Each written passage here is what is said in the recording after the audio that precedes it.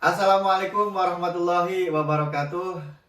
Halo semuanya guys, mudah-mudahan semuanya dalam keadaan sehat dan lancar dalam keadaan aktivitas.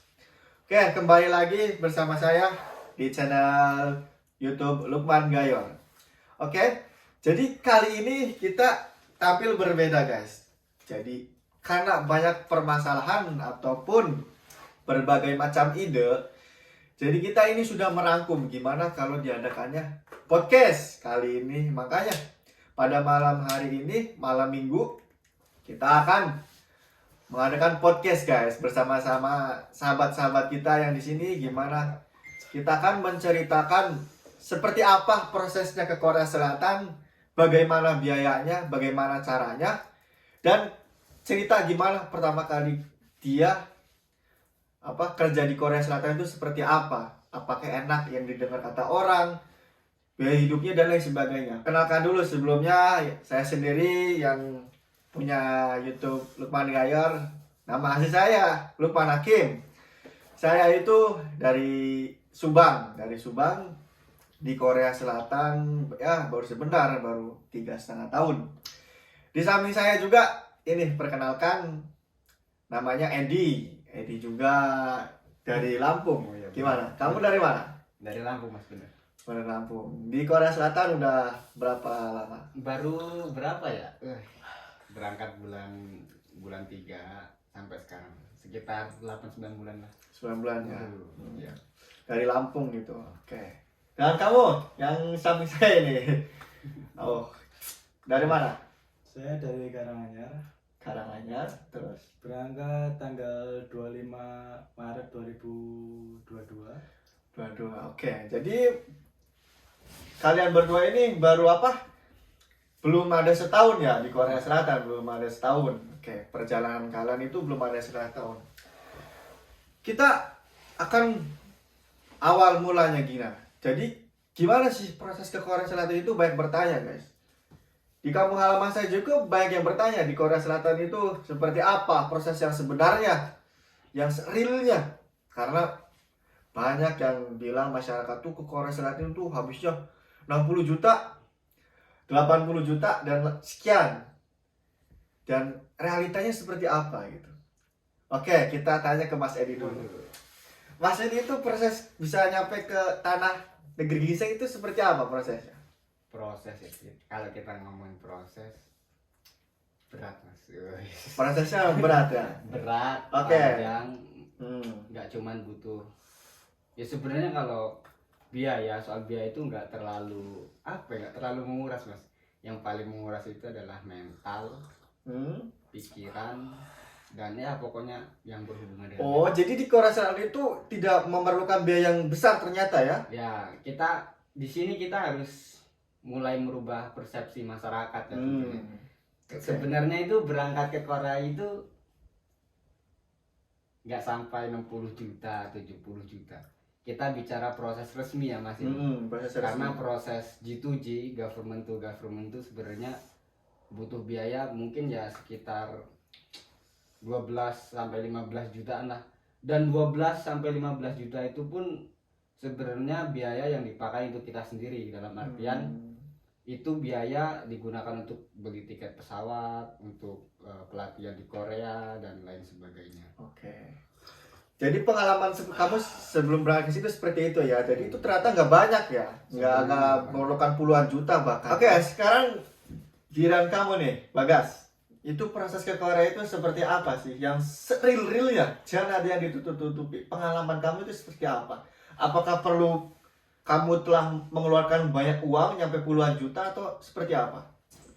Awal ikut LPK kelas 3 SMK, sebelum lulus saya sudah ikut LPK. Jadi kamu kelas 3 SMK itu sebelum lulus sudah mengikuti pembelajaran bahasa Korea gitu ya? Udah, maksudnya 1 sampai minggu, 2 hari doang dalam seminggu. Oke. Jadi dalam seminggu itu waktu luang kamu itu dibuat belajar gitu ya?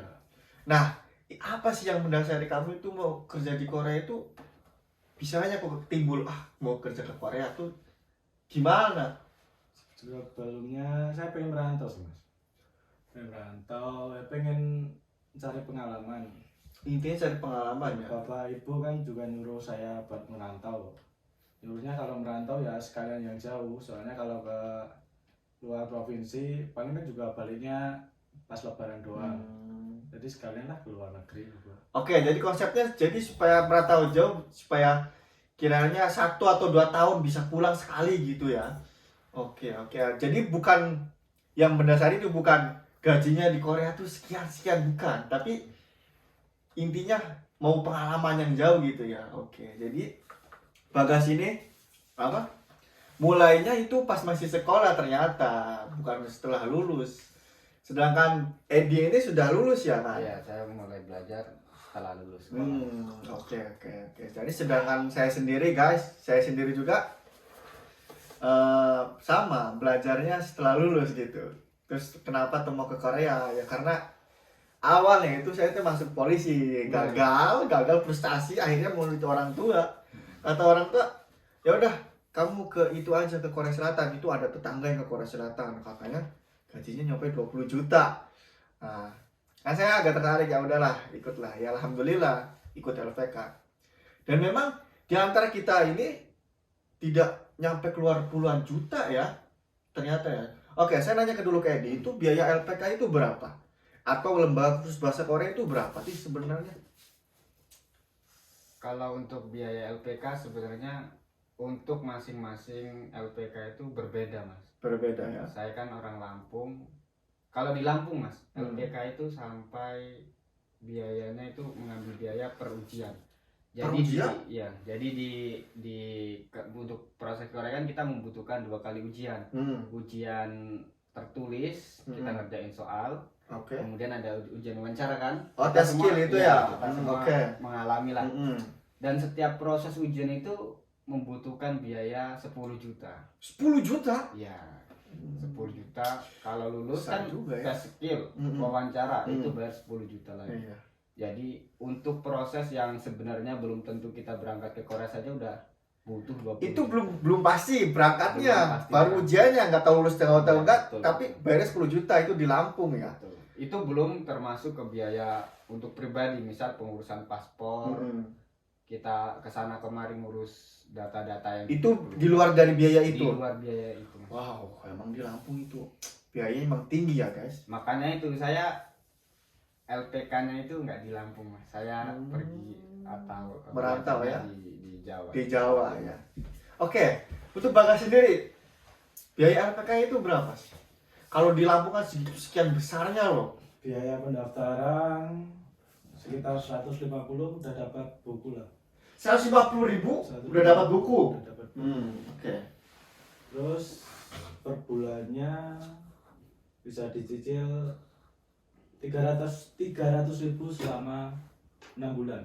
Selama 6 bulan itu per bulan itu 300.000. Iya, 300.000. Udah. Udah. Cukup sih. Oh. Paling kalau ada tambahan, kalau ada buku-buku atau tryout itu ada tambahan. Paling berapa? 50, 100. Berarti bisa kita simpulkan ya, ternyata proses ke Korea itu emang kalau proses ke Korea G2G, government to government itu memang murah ya. Sebenarnya untuk pendaftaran untuk belajar itu nggak habis terlalu banyak sih, Mas. Saya pendaftaran LPK saya di Jawa Timur itu sekitar 3.500.000. Itu 3.500.000 biaya pendaftaran sampai lulus. sampai lulus. Jadi ujian pertama lulus, ujian kedua skill test itu juga lulus, bayarnya 3,5 juta. Dan 3,5 kalaupun nggak lulus itu bisa mengulang tanpa biaya, Mas. Tanpa biaya. Tanpa biaya. Bebas dia ya, Bebas. sepuasnya ya. Jadi kalau 2-3 kali ujian nggak lulus, ya nggak bayar lagi, tetap bayar 3.500.000 itu. Jadi intinya total di LPK itu, total biaya belajar di LPK itu lembaga kursus bahasa itu cuma 3.500.000. Ya, di LPK saya 3.500.000. Mungkin di LPK lain di daerah lain mungkin bisa jadi berbeda, Mas. Oke, kita nanya aja yang di Jawa Tengah ini ya. Bagas yang dari Karanganyar itu berapa, Gas? LPK kamu itu total itu semuanya berapa? Sampai selesai belajar itu berapa? Sekitar 15. Alhamdulillahnya kalau ikut tes skill atau tes tertulis itu paling bayarnya biaya transport doang. Jadi kamu belajar itu 15 juta 5 juta cukup. Jadi setelah itu 15 juta bisa rincinya itu apa aja? Bisanya nyampe 15 juta, itu kan besar 15 juta, sedangkan ini cuma 3,5 juta ya kan? Makanya Atau- nggak jadi LPK saya aja. Enggak, apa emang di sini terhitung dari Semuanya. ini nyampe sebelum, maksud saya sebelum ujian loh, sekelar belajar. Kelar belajar sampai mau terbang, belum termasuk tiket sih. Belum termasuk, berarti itu udah sama ngurus Iya, paspor ngurusin. apa ya? Iya, sama paspor. Sekarang saya nanya, sebelum ujian, jadi kan sebelum ujian kan belum ngurus apa-apa nih, itu berapa tuh biayanya tuh? Eh, 1.800 lah.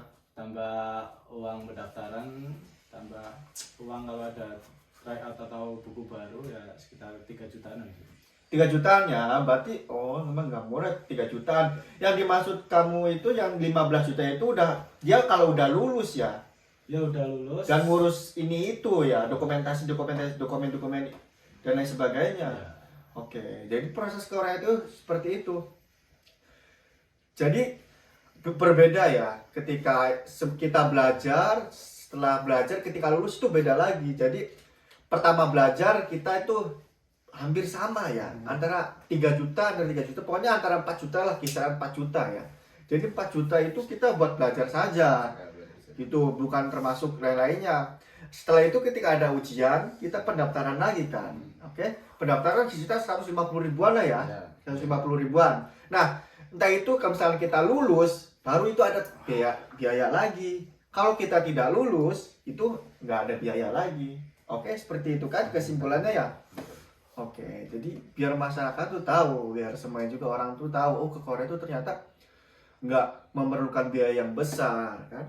Cuma yang tekadnya tuh modelnya cuma pertama tekun belajar ya enggak, yang kedua sabar, karena proses ke Korea itu dilaksanakan oleh HRD Koreanya langsung ya kan, setahun sekali biasanya seperti itu. Jadi buat masyarakat sekalian bahwa ke Korea itu nggak mahal, yang pertama nggak mahal, dan yang kedua itu semua proses dan semuanya sudah difasilitasi oleh negara, jadinya nggak murah, jadinya nggak mahal, jadi semuanya murah ya kan.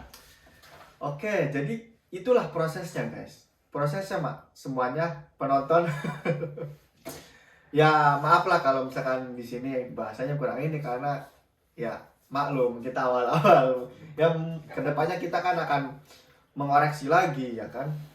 Oke, setelah itu kalian kan lulus nih, otomatis ada biaya penerbangan dan lain sebagainya ya. Itu biaya terbang sekitar kita sama ya, saya sendiri nih sekitar 15 juta lah saya terbang itu. Jadi ketika lulus ngurus lain sebagainya, ada prelim, ada apa, itu sekitar 15 jutaan ya, sama juga semuanya ya. Itu 15 jutaan. Jadi gitu ya buat semuanya. Jadi ke Korea itu sekali lagi itu tidak mahal, sangatlah murah ternyata. Tapi banyak teman-teman yang mungkin terjebak stigma masyarakat, Mas.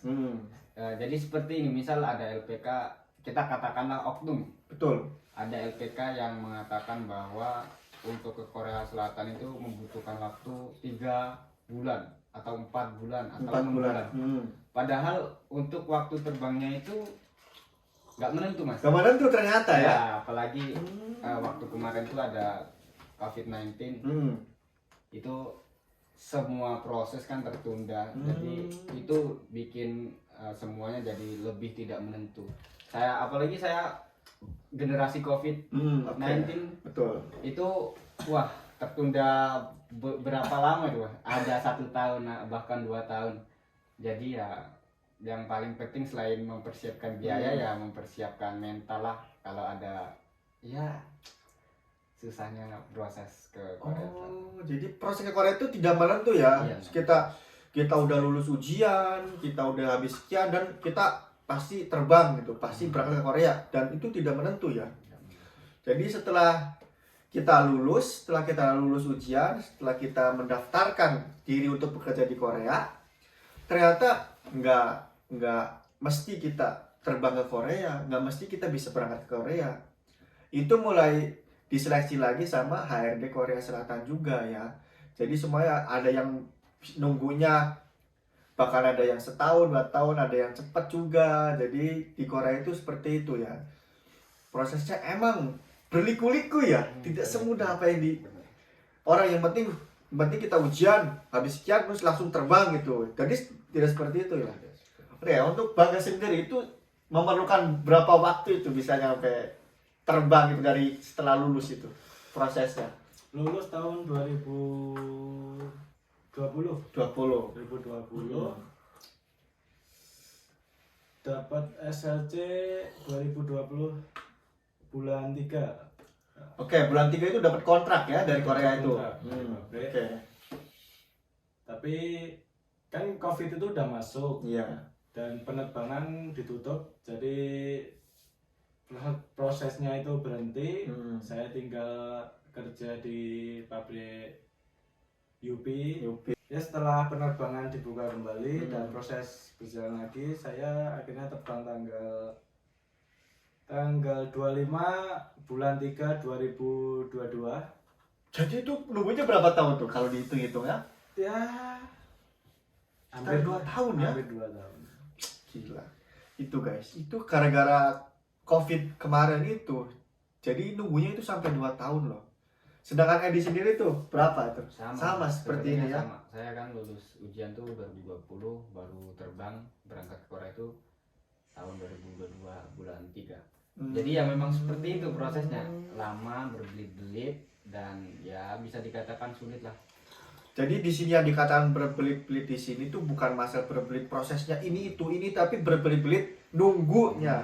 Ya, nunggu waktunya yang begitu lama ya, bukan terbelit-belit harus ini, harus itu, harus enggak, tapi berbelit-belit menunggunya, proses menunggunya itu yang lama ya. Iya betul.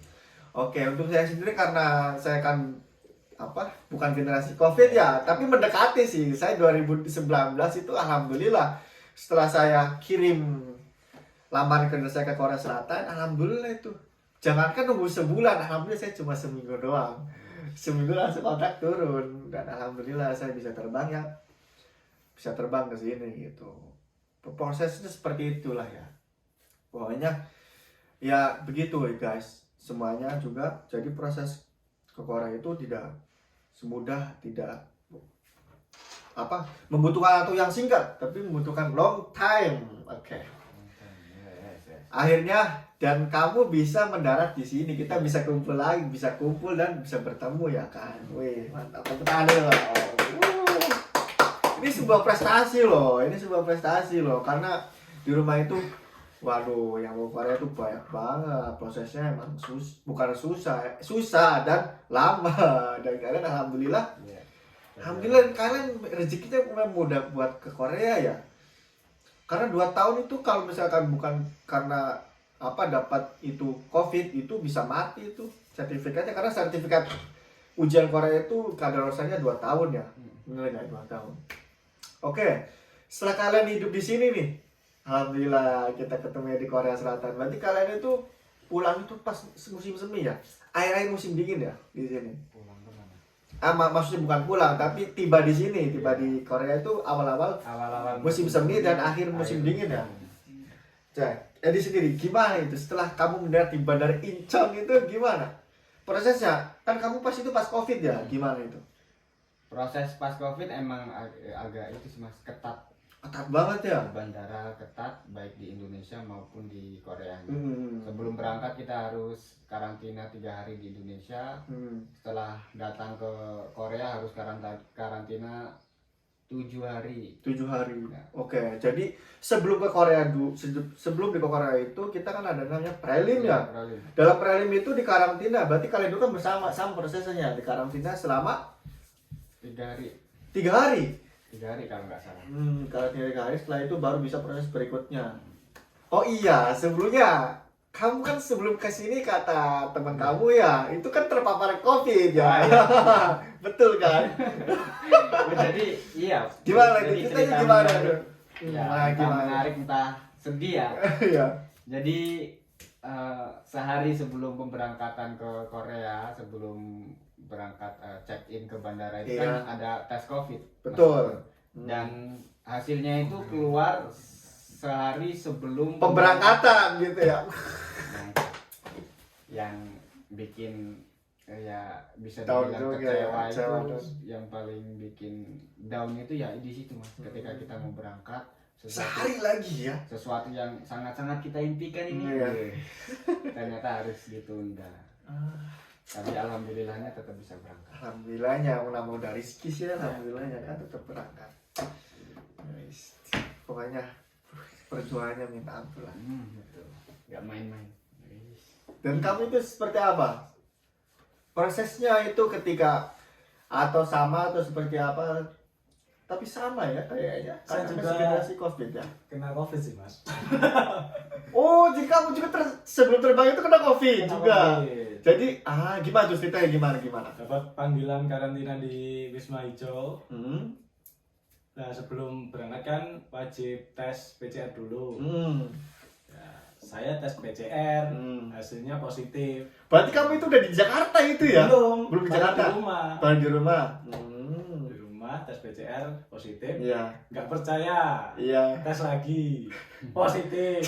Nggak percaya lagi, tes lagi positif lagi. Kamu 3 kali ya 3 kali. tes ya. Gila mantap. Nah, Terus? akhirnya saya lapor ke BP2MI. Lapornya lewat email sih. Terus disuruh karantina dulu, nanti kalau kiranya udah sembuh tes PCR, terus kalau hasilnya negatif dikirim lewat email. Oh, jadi proses seperti itu ya. Jadi kamu juga udah ada panggilan prelim, udah ada panggilan penerbangan ya. Banget. Udah ada panggilan penerbangan tapi kamu sayangnya positif dan butuh karantina lagi dan memang sudah rezeki kan. Akhirnya sudah negatif, akhirnya ada itu nunggunya berapa bulan, berapa minggu atau berapa hari? Itu setelah kamu dapat panggilan terbang terus kena COVID itu nunggunya berapa? Saya nunggu sekitar 2 minggu sih mas. Habis Lama itu dong. saya PCR lagi, alhamdulillah hasilnya negatif. Dan dapat panggilan penerbangan lagi Ya. ya dan segitu prosesnya udah mulus dan kamu tiba di sini alhamdulillah. Alhamdulillah. Kita bisa kumpulkan. Oke, setelah kamu tiba di sini itu kan pas COVID ya Ya, iya. ada karantina itu. Karantina di Koreanya berapa hari? Saya itu 7 hari Mas, 7 hari. Edi 7 hari, balas berapa? Saya juga 7 hari. Sama 7 hari ya. 7 hari itu di karantina sebelum itu dijemput oleh sajangnya. Sebelum kita ke pabrik masing-masing itu kita di karantina dan di situ juga dapat pendidikan juga ya kan. Jadi proses seperti itu. Nah, setelah kamu itu dijemput oleh sajangnya atau siapa itu yang jemput kamu itu di karantina itu? Kalau saya dijemput oleh Cajang nih. Sajang ya. Ya, Sajang. Kamu sama juga. Saya dijemput sama Edi. Ya, kebetulan saya Betul sekali sama ya. Cajang itu ikut Cajang jemput. Ya. Sajang itu kalau bahasa Indonesia manajer lah, Ya, manajer. sekelas manajer lah ya, penanggung jawab manajer. Oke. Jadi unik ya. Pertama ya, Cajangnya itu manajernya itu ngejemput Edi. Setelah Edi itu minggu depannya Bagas datang dan kebetulan ini juga suruh nganter. Jadi kalian yang jemputnya Edi deh. Hampir kita ketemu di sini ya kan. Oke. Sekarang alhamdulillah nih segitu proses begitu panjang ya kan ke Korea Selatan butuh waktu yang lama dan memang banyak peristiwa-peristiwa drama-drama yang terjadi ya kan. Oke, setelah sampai di sini kamu tahu nggak sih ini tuh pabrik apa? Sebelumnya nih datang ke sini tuh ataupun ketika kamu dapat kontrak kerja, tahu nggak? Edi dulu nih, tahu nggak pabrik apa gitu sebelumnya? Sebenarnya nama pabrik, alamat pabrik, bahkan nama sajang, nama pemilik pabrik, segala macam informasi yang berhubungan dengan pabrik sebenarnya udah ada di SLC Mas, standar labor kontrak. Udah ada di kontrak kerja Iya. itu ya? Nama pabriknya kan kebetulan ada printingnya tuh. Jadi dalam pikiran kamu itu pasti Pasti printing nih. berhubungan dengan Komputer ya? Iya, komputer. Oh. Kita mencetak sesuatu media ya. Karena printing gitu ya? Betul printing kan percetakan. Iya, oke. Dan setelah sampai sini, wah begitu kaget Oke, stop saya. dulu. Kamu gimana? Setelah kamu dapat kontrak kerja, di situ ada tulisan, pasti ada tulisan printing. Ya, Nama iya. pabriknya itu apa sih yang terbesit dalam otak kamu itu di pabrik Korea itu kerja itu seperti apa? Pikiran saya kayak multimedia lah ya. Walah, Kerjaan betul. ringan. Komputer gitu ya, sama. Padahal ya toh. Berarti Ringan sekali. Edi sama ini sama satu pikiran karena ada printingnya pasti ini dengan kaitan dengan komputer ngetik dan lain sebagainya ya digital ya. Ternyata setelah sampai sini tuh kita ini pabrik apa ini? Kita ini, saya juga sama kalian. Ya pabrik printing mas. Pabrik printing, Benar, pabrik ya, printing, printing. pabrik Cuma pencetakan. yang salah itu ekspektasinya. Sebenarnya saya pribadi Ya. nggak mau mengklaim bahwa kerja di pabrik ini adalah pekerjaan terberat di Korea. Sebenarnya banyak teman-teman di Korea juga yang kerjanya di pabrik yang berat mas. Lebih berat dari ini, Ya, betul. Mungkin ada, cuman Tadi Ya. ini ngomong-ngomong berat, emang ini pabrik apa? Pabrik apa coba? Kalian itu di Korea dapat pabrik apa? Bagas, pabrik apa ini? Tapi bodoh. Oke, iya. Kalian itu berdua ini tuh pabrik apa sih? Bisa dikatakan kok katanya berat banget gitu. Pabrik apa coba Edi?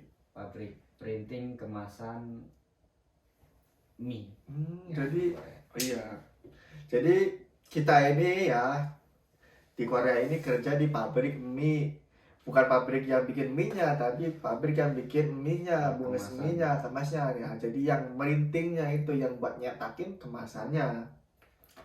Emang kemasannya itu bagus gitu dan buatnya juga susah dan kita alami lah emang di pabrik di sini berat lah, emang berat. Oke, emang berat. Udah mah tujuan kita semua di Korea itu berat ya, penuh dengan drama dan tantangannya tantangan tentang kesabaran. Di sini juga alhamdulillah dapetnya berat juga. Oke. Nah, setelah kalian merasakan satu hari kerja di sini, 2 hari dan sampai sekarang udah hampir setahun, itu betah nggak sih, En? Kalau bicara tentang betah atau enggak sebenarnya ya bisa dibilang betah, bisa dibilang enggak mas. Karena banyak faktor yang bikin betah, banyak faktor juga yang bikin nggak enggak. betah ya. Faktor yang bikin betah tentunya suasana di asrama, Suasana di asrama. pada hari libur. Nah, itu bikin betah karena asramanya ya alhamdulillah kita dapat asrama yang ya bisa dibilang grade A lah. Grade A ya. Untuk kelas seorang pekerja asing itu grade A. Betul. Asrama bagus, fasilitas bagus, dan bersih juga. Terus juga alhamdulillah. Tapi ada beberapa faktor yang bikin gak betah mas. Hmm. Ya salah satunya adalah faktor pekerjaan Pekerjaannya yang berat yang gitu ya. berat dan Butuh banyak konsentrasi sepertinya ya. Kalau Anda sendiri, Bang, itu gimana? Kesan kamu setelah 1 hari, 2 hari dan sampai sekarang mau setahun itu udah betah belum sih? Udah menikmati pekerjaan belum kamu tuh di sini? Untuk awal coba terberat ya masalah pekerjaan sih. Jelas ya. Pertama faktor bahasa. Apalagi bahasa saya kurang. Sama. Ya tapi emang semua juga kendalanya di bahasa. Oke, terus gimana? Terus kita 3 bulan mulai bisa kerja. Akhirnya malah ganti masalah disuksa. Ya, setelah awal masalah bahasa, kendala bahasa, yang kedua gisu atau asrama ya. Asramanya kenapa jadi kendala asrama tuh? Sedang kata Edi tadi kan enak, asramanya bersih. Pertama-tama itu karena disuksanya di dalam pabrik sih mas. Ya kayak stres aja gitu. Mau kemana-mana jauh. Hari kerja di sini, lihat pabrik, hari libur di sini juga lihat pabrik. Paling keluar juga ke toko beli barang terus balik lagi di sini terus. Dulu boleh ngerokok, ada ruang rokoknya Ya, di betul. asrama. Sekarang nggak boleh ngerokok di kamar. Ini sebetulnya nggak boleh guys. Iya, sebenarnya nggak boleh ini ya. Oke, jadi kendala bahas itu di asramanya ya. Emang ya semuanya penonton itu pabrik kita ini pabrik yang ada di tengah-tengah gunung atau jauh dari permukiman, jauh dari keramaian karena pabrik kita ini pabrik bahan kimia yang baunya menyengat. Nah, asramanya juga di area pabrik, jadi jauh dari mana-mana. Kita tuh jauh dari transportasi, dari sarana dan prasarana publik juga jauh. Jadi itu yang mungkin membuat saya juga dan Bang Gas juga itu di sini jadi sumpah ya. Jadi kan habis stres dari pekerjaan di pabrik, terus pas pulang kan nggak ada apa-apa di sini, jadi itu yang buat nggak betah ya. Oke, jadi kerjaannya intinya kalian di sini gimana? Saya akhir-akhir ini udah nyaman sih sebenarnya. Sama pekerjaannya. Ya, udah nggak terlalu mikirin lah, udah enjoy. Nggak kerasa berat sih. Gara-gara persahabat ya. Nah, saya mau tanya nih, kita kan orang Indonesia ya, oke? Kultur kita kan sama Indonesia kan gitulah ya, sopan dan gak keras lembek. Nah, kalian itu pertama kali menghadapi orang Korea yang bisa dikatakan keras lah, seperti apa? Seperti apa ya itu pertama kali menghadapi orang Korea tuh sifatnya seperti apa sih? Biar penonton tuh tahu yang dari Indonesia tuh, orang tuh ternyata tuh kayak gini gitu. Gimana? Untuk karakteristik orang Korea sebenarnya nggak terlalu Jauh beda ya? jauh berbeda dengan karakteristik orang Indonesia. Yang berbeda adalah mungkin orang-orang Korea itu kalau marah itu langsung to the point. Jadi dia langsung jelasin kalau dia itu lagi marah. Langsung mengekspresikan ya? Betul. Kita salah apa dia langsung mengekspresikan itu. Dan keras ya. Ngomongnya keras. Betul. Contohnya ya gitu. Ya. Dan satu yang perlu kita garis bawahi sebenarnya dari segi sumber daya manusia, masyarakat Indonesia itu sebenarnya nggak tertinggal terlalu jauh mas dengan orang-orang di negara maju. Ternyata ya. Sebenarnya seperti yang saya lihat. Mungkin yang membedakan adalah soal etos kerja mas. Jadi kalau soal etos kerja kita benar-benar kalah. Kita kalah telak, kita kalah jauh dengan orang-orang yang ada di negara maju. Oke. Jadi menurut Edi ini orang Korea itu tidak jauh berbeda, kultur dan budaya karakteristiknya nggak jauh berbeda. Cuma kalau orang Korea itu ya langsung tutup poin, dan orang Korea itu kalau marah pas itunya aja ya, nggak ada dendam besok apanya. Tapi memang keras, ngomongnya keras banget. Tapi alhamdulillah selama hampir 1 tahun itu nggak ada main fisik kan ya, orang Koreanya nggak ada. Oke, setelah Edi tadi ya, emang Edi ini jadi berbicara kultur tentang karakteristik tuh orang Korea itu emang katanya nggak jauh beda ya sama ini. Dan alhamdulillah belum pernah kena fisik sama orang Koreanya, sama rekan kerjanya yang setim ya.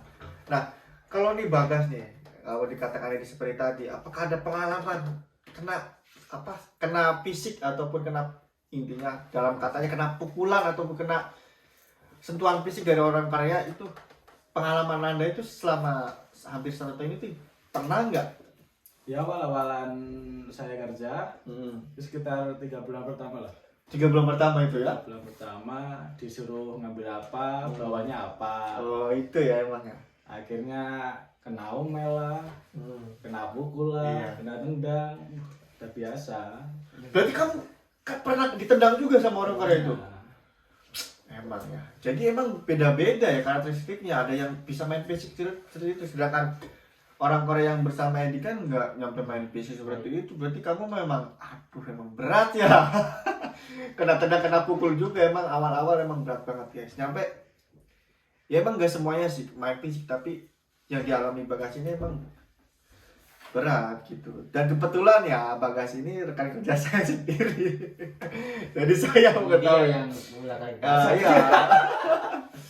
Emang jadi awal-awal Bagas tuh emang parahnya kena fisik guys. Jadi pernah ditendang juga, pernah ini jadi kus juga. Tapi alhamdulillah sejauh ini dia bisa bertahan loh. Jadi yang membuat Anda bertahan selama ini tuh apa? Kepeksa Ya? Kepaksa. Oke, memang butuh. Betul. Sekian. Emang butuh banget kita, karena mikir juga sih ya. Proses sudah begitu panjangnya, masa sih gini-gini doang. Dan alhamdulillah setelah 3 bulan, melewati 3 bulan setelah kamu bisa kerja, itu respon orang Korea itu seperti apa? Apa masih tetap main fisik atau gimana? Ya alhamdulillahnya saya cepat adaptasi tentang pekerjaan. Jadi orang Cepat tuanya- ya, harus bisa mengerti pekerjaannya. Ya, Walaupun paham. bahasa terkendala, tapi ya kerjaan paham kamu ya, cepat mendalami. Masalahnya kalau saya itu kalau ada hal-hal baru, kalau Hmm. ada problem-problem Hmm. baru, saya nggak bisa. Itu Soalnya ya. bahasanya masih kurang. Kendalanya. Tapi alhamdulillah buat 3 bulan ke atas di sini tuh masih ada tekanan fisik atau tuh udah nggak ada atau udah. Udah nggak, Jadi orang Korea apakah sekarang udah baik atau masih kayak seperti dulu? udah baik lah. Udah friend lah ya. Itu tergantung kita sih. Tergantung ya. Aman lah. Oh iya. Kamu di Korea di sini biaya hidupnya itu berapa sih? Justru banyak kayak orang bicara, ih Korea gajinya 20, 40, 30 juta. Wow gitu. Oke, sekarang kita telak lagi, kita dalami lagi. Realnya seperti apa ya enggak? Betul. Biar masyarakat tuh tahu di Korea tuh seperti inilah kebenarannya, keadaannya. Oke. Saya mau nanya ke Edi dulu lah. Edi, Apa tuh? jadi apa? Biaya hidup di sini tuh gimana gitu? Edi ini nggak merokok ya? Enggak. Biaya hidup yang nggak merokok di Korea ya? Itu coba per bulannya atau per minggu seperti apa coba? Biaya hidup itu sebenarnya tergantung pabrik juga mas, karena ada beberapa pabrik yang memberikan makan 2 kali atau bahkan 3 kali. Untuk pabrik-pabrik yang memberikan fasilitas makan itu 2 kali misal, itu kan artinya kita tidak terbebani oleh biaya makan 2 kali dalam hari itu. Itu artinya itu bisa menekan pengeluaran kita. Karena udah difasilitasi Karena makan ada gitu makan ya. dari pabrik. 2 kali. Dan mungkin untuk pabrik-pabrik lain yang tidak diberi fasilitas seperti itu, mungkin biaya hidup perharinya membengkak. Oke, saya 2 poin saja. Biaya kamu sih intinya per minggu dulu lah. Per minggu itu seberapa? Kamu tuh belanja seminggu tuh berapa kali buat belanja? Seminggu kan Ini belanja makanan dulu ya, belum belanja sandang belum ya. Ini tentang makanan, belanja kehidupan kita dulu buat makan dan jajan. Gimana? untuk biaya per minggu itu sekitar berapa ya? 50 ribuan lah. Itu udah cukup untuk saya yang nggak merokok. Yang nggak merokok itu 50 Ya, ribuan ya. 50 ribuan lah. Sekitar 50 ribuan itu kalau uang Indonesia itu sekitar 550 ribu ya. Jadi setengah juta. Oke, jadi yang nggak merokok nih, contohnya nggak merokok nih seperti Edi, itu di Korea itu seminggunya buat jajan doang, buat makan, belum yang lain-lain ya, buat makan sama jajan doang itu 50 ribu. Oke, Bagasnya yang merokok nih, itu seminggunya berapa? Kalau boleh tahu. Seminggu sekitar 70.000 lah. 70 ribu ya, yang buat perokok itu 70 ribu kalau uang rupiahnya itu sekitar 800 ribuan ya. Iya. 800 ribuan berarti hampir 1 juta loh ya. Kamu itu sebulan seminggunya ya. Memang biayanya memang besar, ternyata besar. Oke. Kalau misalkan Edi nih seminggu itu 50 misalkan, berarti sebulannya berapa? Ya itu 50 kali 4. 200 antara 250 lah ya, 250 sekitar 3 jutaan rupiah ya kalau dirupiahkan. Standar lah. Itu belum termasuk beli sandangan nih. Contohnya misalkan beli sesuatu di Korea nih. Contohnya baju ini aja nih, kamu kan beli di Korea itu berapa? Ini murah mas. Murah. Buset, berapa itu? Sekarang berarti sepil outfit nih. Murah ini mas, ini paling 20 ribu. 20 ribu ya. Jadi kehidupan di Korea itu tidak bisa disamakan satu orang dengan yang lainnya ya. Setiap orang individu beda-beda. Tapi untuk pokok buat makanan belanja mas sekitar segitu yang tidak merokok dan yang merokok segitu. Kalau misalkan yang lainnya entah itu buat outfit ataupun beli HP dan lain sebagainya itu di luar yang hitungan tadi ya guys. Oke. Jadi sebulan itu sekitar kamu itu habis 300 sekitar 3 juta rupiah dirupiahkan. Kalau misalkan sama dihitung nih buat sandangan nih, buat beli baju ataupun perlengkapan dan lain sebagainya itu tuh misalkan nih lagi bulan ini nih lagi banyak pengeluaran nih, banyak beli baju itu apa? Tertinggi kamu, pengeluaran tertinggi kamu itu berapa? Pengeluaran tertinggi Iya, pernah habis berapa ya? Ya paling tinggi itu ya 400 lah mesti. 400. 400.000. 400.000. Sekitar 4 juta 5 juta. 4 juta 5 juta itu pengeluaran terbanyaknya Edi ya. Ini menurut saya di Edi itu udah termasuk yang paling irit lah ya kalau 405 nyampe 450.000 sebelah langsung itu irit. Coba kita tanya ke sebelah ini. Kamu itu misalkan 70 itu kan cuma pokok doang, belum Iya. dengan sandangan dan lain sebagainya kan. Itu kalau misalkan kamu sendiri tuh berapa tuh? Pengeluaran terbanyak selama sebulan tuh kira-kira berapa? Lebarannya ya pas baru datang sih. Beli Karena banyak perlengkapan banyak ya. Beli barang ini itu, beli kaos kaki, sempak. Terus itulah pokoknya ya. Ya sekitar 700 kali. 700 ya. 700. Kalau lagi banyak pengeluaran tuh nyampe 700 ya. Dengan rokok. Terus berarti uang 8 juta guys. Sebulan 8 juta. Itu kalau misalnya lagi banyak-banyaknya. Jadi ya saya sendiri juga sama sih kayak Edi. Kalau misalkan buat jajan doang mah baju buat makan ya habis lah. Paling banyak 300 lah sebulan ya.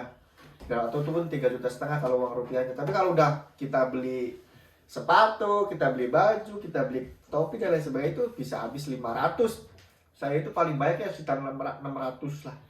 Atau rupiahnya 7 juta dalam sebulan. Oke. Sekarang kita kan tadi bicara pengeluarannya segitu ya, sebulannya jadi biaya hidup di Korea itu kalau yang nggak ngerokok, kalau yang nggak terlalu boros itu cuma 400 ribu itu udah paling banyak ya, atau 300 ribu setengah atau 4 juta 5 juta lah sebulan yang ngerokok. Kalau yang rokok itu sekitar 6 juta nyampe 6 juta setengah 5 juta lah, itu yang ngerokok sebulannya. Kalau lagi banyak banget pengeluarannya itu nyampe mau 10 juta loh guys. Emang besar seperti sekarang pendapatan kita di Korea belak-belakan aja lah, gak ada yang tutupin ya. Kita di sini bukan masuk pamer ataupun kata bahasa Arabnya mah tahadus bidik mah gitu ya. Buset, tahadus bidik mah. Apaan tuh? Jadi bukan ininya mengata biar masyarakat orang rumahan tahu berapa sih penghasilannya gitu kan. Kita di spill gini. Tadi kan pengeluarannya segitu. Oke. Saya nanya ke Bang As dulu deh. Itu gaji di sini tuh berapa sih? Gaji di Korea Selatan tuh berapa? Misalnya paling rendah 25 juta, paling tinggi sekitar 37 lah, 37 juta. Paling rendah banget itu 25 juta. 25 juta itu pas ada libur nasional lah. Saya paling sebulan masuknya cuma 15 kali. Itu kalau lagi sepi lah ya 25 juta ya. Itu paling kecil ya. Paling kecil itu 25 juta di Korea ini. Dan paling kecil itu 25 juta tadi potong aja. Biaya hidupnya sekitar 7 juta 8 juta. Berarti sisanya kalian bisa hitung sendiri lah. Penghasilan 25 itu paling kecil. Paling besarnya itu 37 bagas sendiri. Oke, saya nanya ke Edi, penghasilannya tuh pendapatannya sebulan tuh digaji sama Korea itu berapa sih? Untuk gaji itu pekerja asing itu entah itu dari Indonesia, Kamboja, Malaysia nggak ada ya. Iya. Ya sebenarnya kita itu dibayar per jam mas, per jam kerja. Kalau di Korea itu dipercaya per jam ya. Per jam itu sekitar ya 9.000 sampai 10.000 won. Kita nanya basic dulu ya. Basicnya di Korea itu biar pukul rata dulu kan. Basicnya itu berapa? Basicnya itu per jam sekitar 9.000 won. 9.000. 9 sampai 10.000 Kalau won. dihitung sebulan berapa tuh? Kalau sebulan ya sehari kita bekerja sekitar ya 8 jam kalau kita basic kerja basic saja, standar saja. Kita kerja 8 jam itu artinya sebulan kita bisa dapat sekitar 20 sampai 23 jutaan. Itu standar itu. Standar ya, basicnya UMR-nya bisa dibilang UMR atau basic itu 23 juta ya. 20 juta itu udah bersih pendapatan ya, 23 juta kalau dirupiahin ya. Itu UMR-nya 23 juta. Sekarang pendapatan kamu? Ya Gaji alhamdulillah kamu selama di sebulan pabrik ini kan kebetulan banyak lemburnya mas. Kita sehari bisa kerja sampai 12 jam Hmm. penuh dalam 6 hari kerja. 6 hari dalam seminggu itu kita bisa bekerja 12 jam selama 6 hari. Memang pabriknya. Hmm. Oh, jadi kita bisa simpulkan bahwa di Korea itu gajinya nggak bisa disamakan ya, tergantung pabriknya, tergantung tempat kerjanya, seperti itu ya. Kalau misalkan pabriknya besar, pabriknya gede, berarti penghasilannya juga lebih besar. Dan ada satu catatan, di Korea itu sama kayak Indonesia, ada shift malam dan shift siang. Nah, kalau di pabriknya itu ada shift malamnya, itu pasti lebih besar gajinya daripada cuma shift siang doang. Kalau ada 2 shift nih ya, itu lebih besar ya, seperti itu ya. Dan alhamdulillah di pabrik kita ini 2 shift ya, ada siang dan malam, alhamdulillah. Jadi berapa nih? Ya benar kata Bagas sih, ya sekitar 25 sampai 40 juta. 25 sampai 40 juta guys. Jadi sebulan itu nggak bisa stagnan 20 terus, 25 terus enggak. Kalau lagi banyak lemburannya kayak di Indonesia lagi lah, sama kan kayak di pabrik Indonesia juga. Pabrik di Indonesia juga kalau misalkan 20, kalau lagi banyak lemburannya banyak penghasilannya. Jadi tertinggi itu sampai 40 juta. Ya. Tertingginya sampai 40 juta dan minimalnya 25 juta. Besar sih ya. Alhamdulillah, patut disyukuri. Jadi gajinya paling besar 40 juta dan pengeluarannya juga tidak sedikit guys. Pengeluarannya ya segitu tadi, yang nggak ngerokok nyampe 4,5 juta dan sebagainya. Jadi kita bisa tahu semuanya di Korea itu realitanya seperti itu ya. Oke. Mungkin cukup sekian lah pembicaraan malam hari ini, cukup sekian. Kita akan lanjut dengan pembicaraan berikutnya dan dengan orang yang berbeda ataupun orang yang sama. Kita tahu pokoknya makin banyak pembahasannya guys, tentang Korea Selatan, tentang kehidupan di sini, tentang cerita duka dan sedihnya di sini ya. Terus kamu juga kan belum cerita sedih, cerita bahagianya kamu juga belum cerita. Oke guys, kalau kalian penasaran jangan lupa nanti ikutin terus channel YouTube Lukman Gayor untuk mengikuti podcast berikutnya ya. Dan insya Allah ini program baru nih, ada podcast supaya kalian tuh tahu seluk-beluknya Korea itu seperti apa. Oke, terima kasih, jangan lupa komen, like, dan subscribe ya guys. Sampai jumpa kembali. Assalamualaikum warahmatullahi wabarakatuh. Bye bye.